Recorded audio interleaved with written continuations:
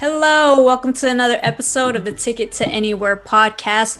We appreciate y'all for coming back to listen to us or watching us. And yes, I said watch because we are a visual podcast as well.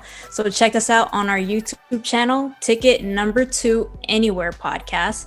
Show some love and hit that subscribe button as well. But if you rather listen to us on the go, we're streaming on Spotify, Apple Podcasts, Google Podcasts, Stitcher, and Pocket Casts. So many. We're your hosts. I'm Trizzy. I'm Leah, also known as LA in Flight, and welcome back, everyone. We're super excited for our next episode here today. We're with Denise Castaneda, who is a Los Angeles expat living in London. She focuses on luxury travel, being an expat, but also getting away on the weekends, enjoying everything life has to offer on a trip, whether it be the street food and how inexpensive it is, or like going to bougier restaurants and hotels. So Denise, I love that you cover the wide range of travel, and thank you for being here. Why don't you introduce yourself a little bit? Sure, thanks for having me. So my name is Denise. I am, like they've said, I'm an LA expat who's now living in London. So I have a full-time job in consultancy that brought me over here.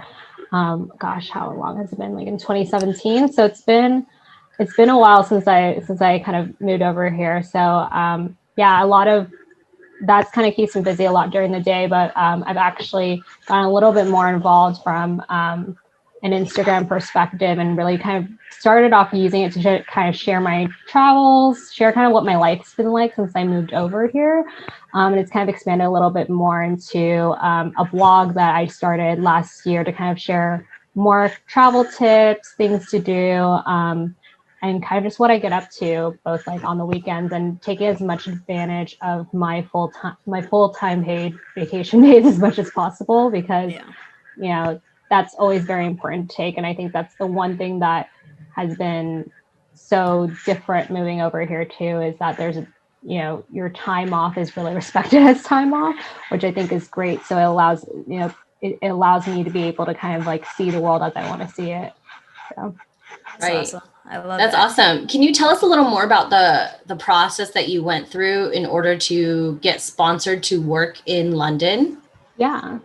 So I think it kind of differs depending on your organization. So sure. The funny thing is that I was at a point in my life and career where I was really looking for change. I grew up in LA, went to school in Arizona, went back home to LA to kind of start off my career, got the condo, did everything that you're supposed to do, and then just kind of felt stuck. So I really was just looking for a change. I knew travel was kind of a thing I liked. So it was stuck between either finding a new job outside consultancy or maybe moving to a different city in the US. And around the time I was thinking about that, there was a global email that came out in our office that said, we're opening up positions for secondments over in these various offices if your profile fits. So two of the options I ended up looking at were between London and anywhere in basically Australia.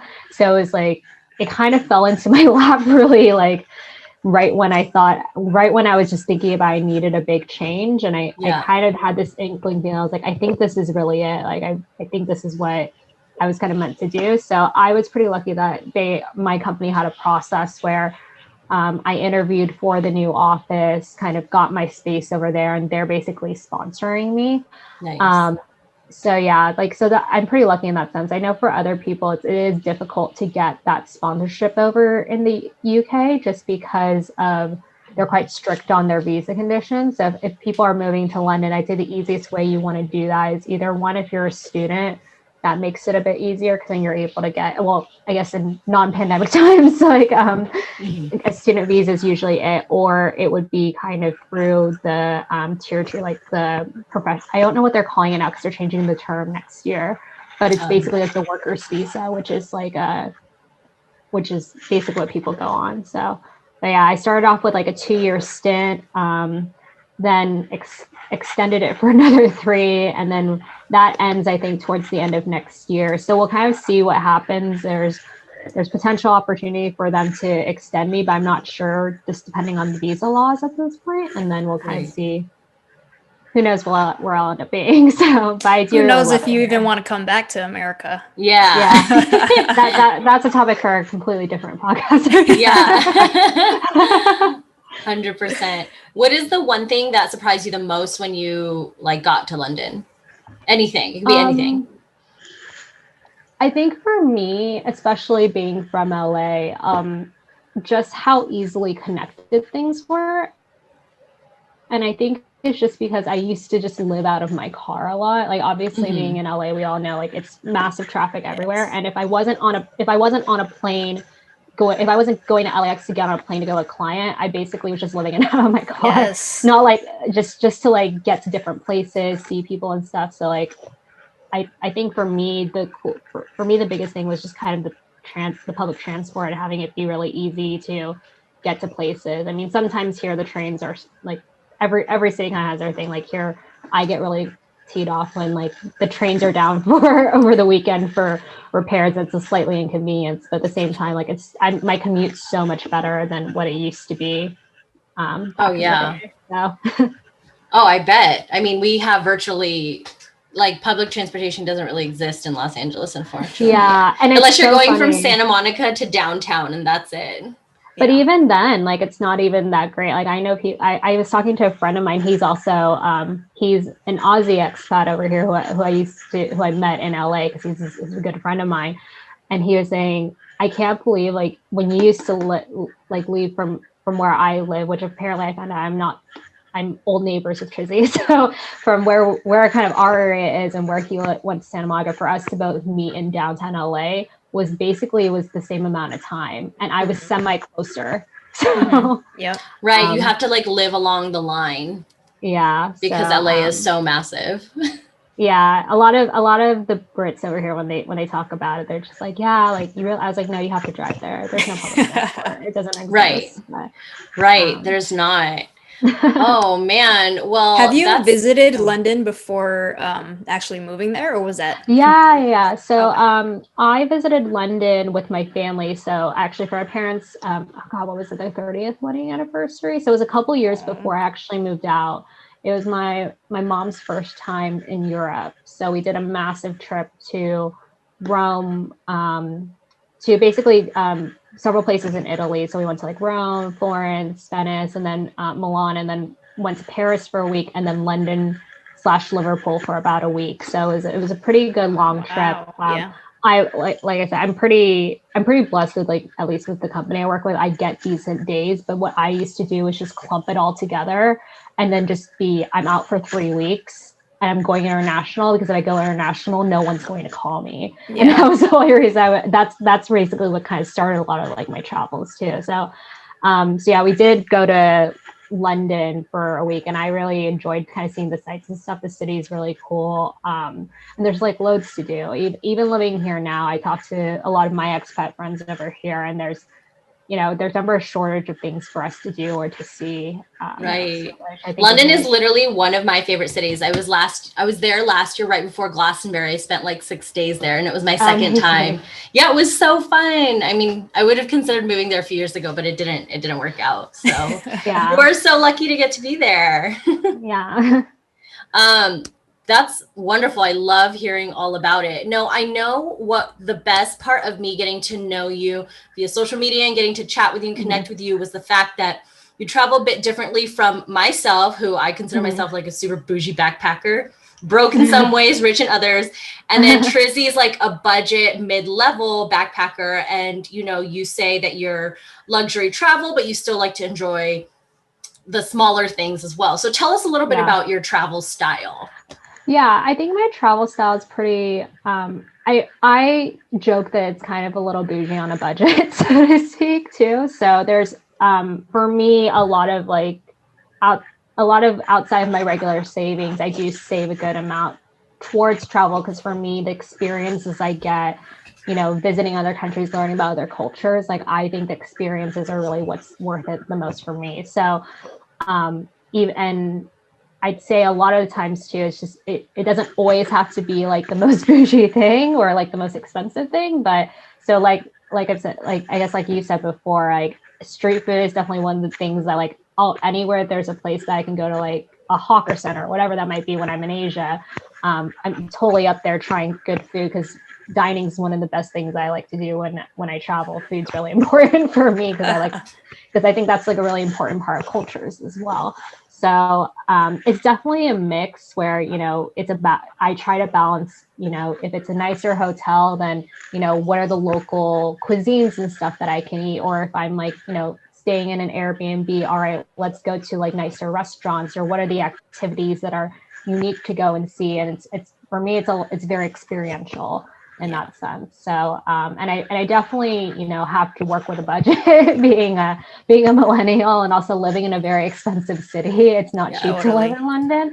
So, for me to be able to kind of, fit that in. And I was pretty lucky before I moved over here because, I traveled quite a bit for work.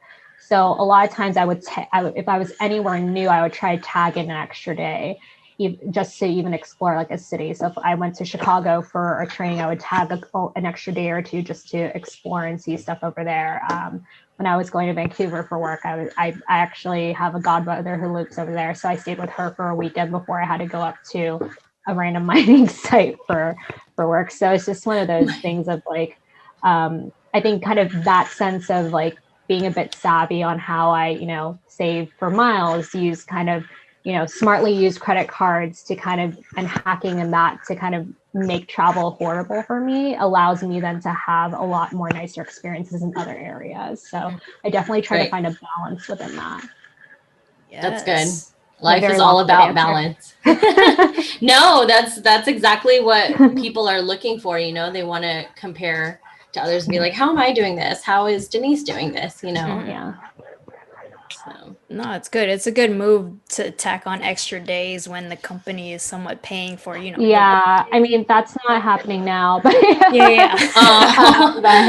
Well, since I moved over here, it's a different kind of, it's definitely different over here. It's a lot more local clients over here and more in the city. But then I obviously then, since moving over to London, because it's such a good location to go to other places in Europe, it's, taking weekend trips and it's not taking super long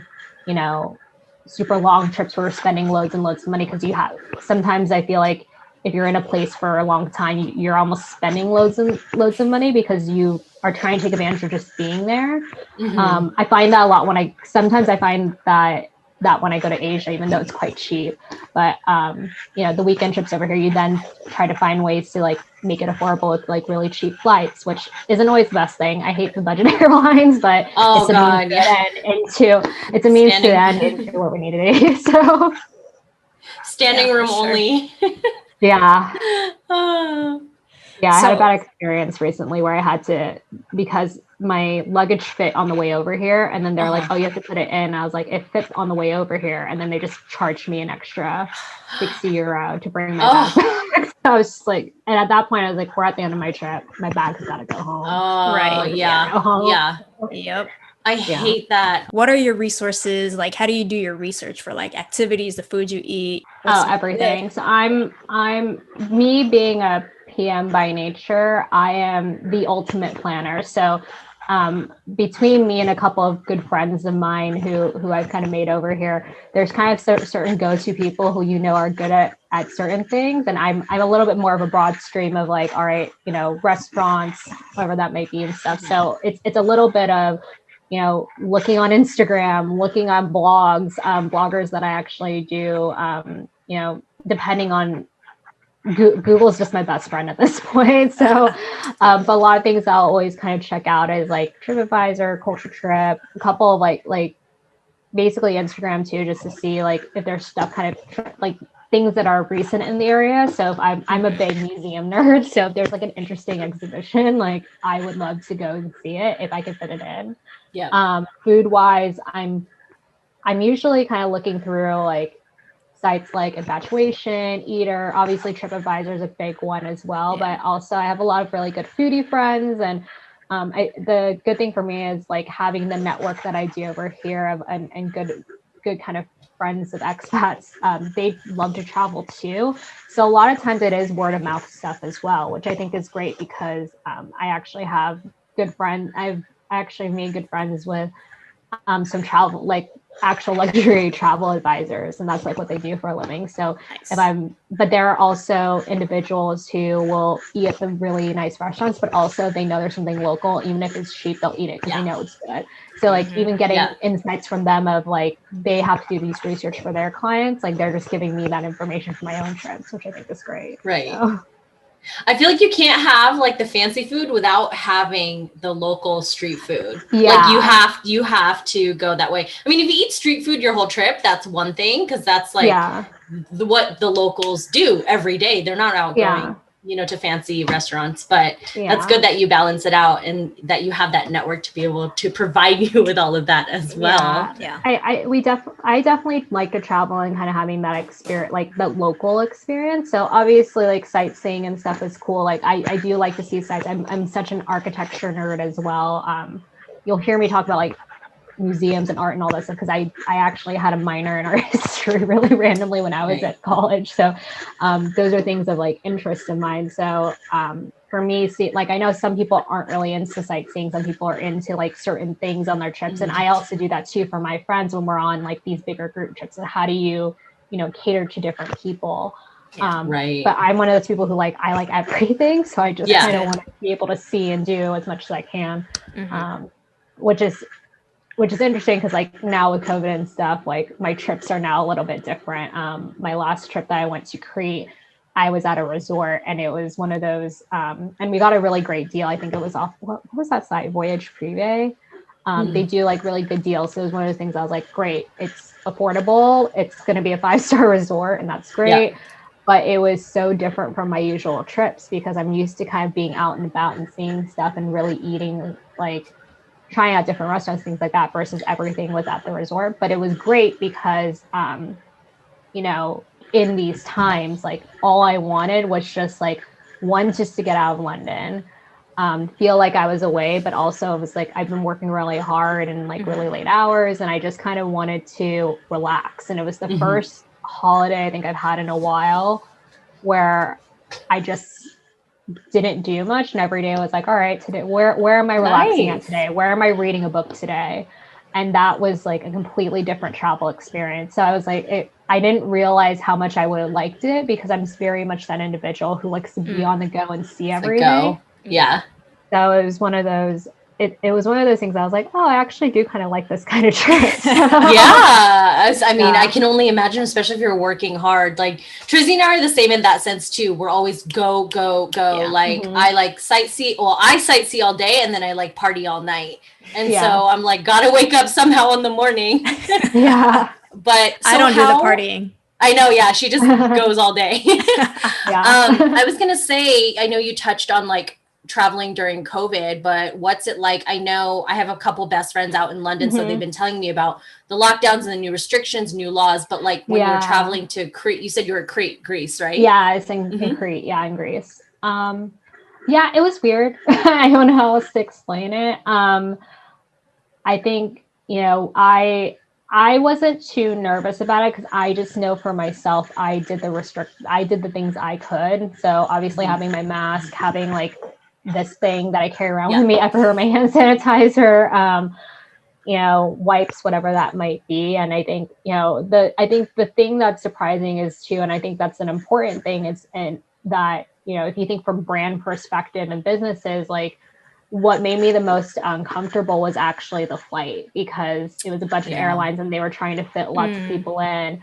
And so on the way over was fine because we went on like a Sunday evening. So it's a time where it's not that busy, but on the way back, there's so many people who are going back. And I think that was one where I was just like, oh, I feel slightly uncomfortable. What am I going to do? I'm not going to not come home. Because I need to come home. So, I mean, it's, but when we were on the resort, I think for me, that was fine because we were like, we had our own transport over people. They're very social distance. The resort did an amazing job in terms of like, I've never felt unsafe when I was there. That's good. I think that's it's a really interesting trend in like the industry too from a travel perspective on kind of like the people who are really going to thrive are the ones who have the right policies in place and are doing their best. And I know that there's like, before it wouldn't matter, but now I think it's like, it makes me think a little bit of like, okay, my next flight, who's my next flight going to be? I don't think it's going to have to be the cheapest one now. Yeah. So I might have to spend a little bit more money on that. So it's isn't going to be the easiest thing for a lot of people now, especially where times are at. But yeah, the travel on the way over was kind of the only thing. And then on the way back, I guess like Wednesday, I think when I was on there, I'd been 3 days in, we found out that the UK put, basically they took away the travel corridor for the Greek islands. So as soon as I got back, it was 14 days quarantine. But surprisingly, I surprisingly like coped really well with it. And I think that not many people did. I think not many people did but for me, I was so busy with work when I got back and was almost feeling like a little bit with work, and then kind of feeling a little bit out of sorts because of the weather change and stuff. I tend to kind of get a little bit of a cold when that happens. So then as soon as that happened, I thought, oh my God, I'm gonna get sick. So I just kind of I would have self-isolated myself anyways with that. But surprisingly it was fine. So that's good. That's good. That's good that you didn't feel that, Greece was taking it, the property there, the hotel there was taking it pretty seriously and you felt safe there. And I'm sure on a hotel, you can distance yourself away from everyone, whereas on a plane, you can't. Yeah. And I think that's kind of the crazy thing. I think trains as well have been, because I've done a lot more local trips. Like recently I went to Cornwall, St. Ives in the UK, which is absolutely gorgeous, an amazing place. Like there's lots of really cool places to stay in the UK. And a lot of times too, we're still on trains, but at least there you can try to space as you can. Sometimes they'll be busy, sometimes it's not. It just depends on the time of day that you go. And we have an upcoming trip this weekend actually to Hampshire in the countryside. So it'll be kind of the same thing with there, just kind of, all right, what times can we take the train where it doesn't seem like we don't think it's going to be that busy? Because I like to time things as like when there's not that many people around.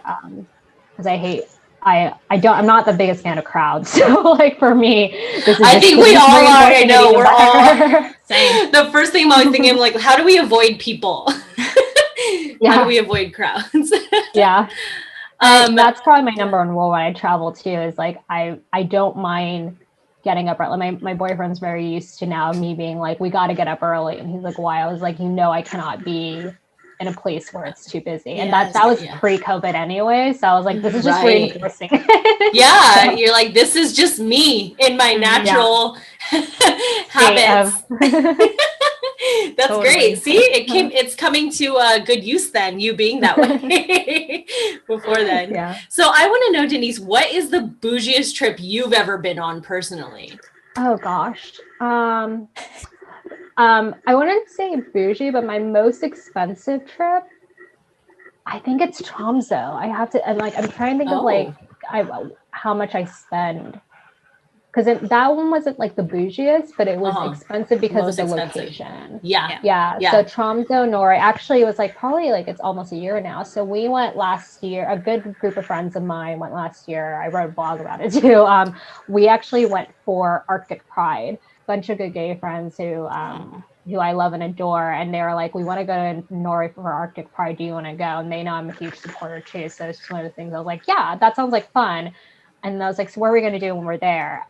So the good thing about that is actually one of my friends who are travel advisors, they're called the Travel Architects. So they basically planned the trip out for us, and it was an amazing time. I think we did dog sledding. We saw the Northern Lights multiple times, which we were super, super lucky for. That's cool.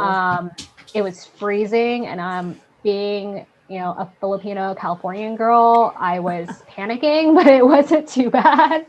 But it's like, my friends and I say this all the time, it's probably the best trip we've been on so far. Nice. So what time of season was that? So yeah, it was winter. Okay.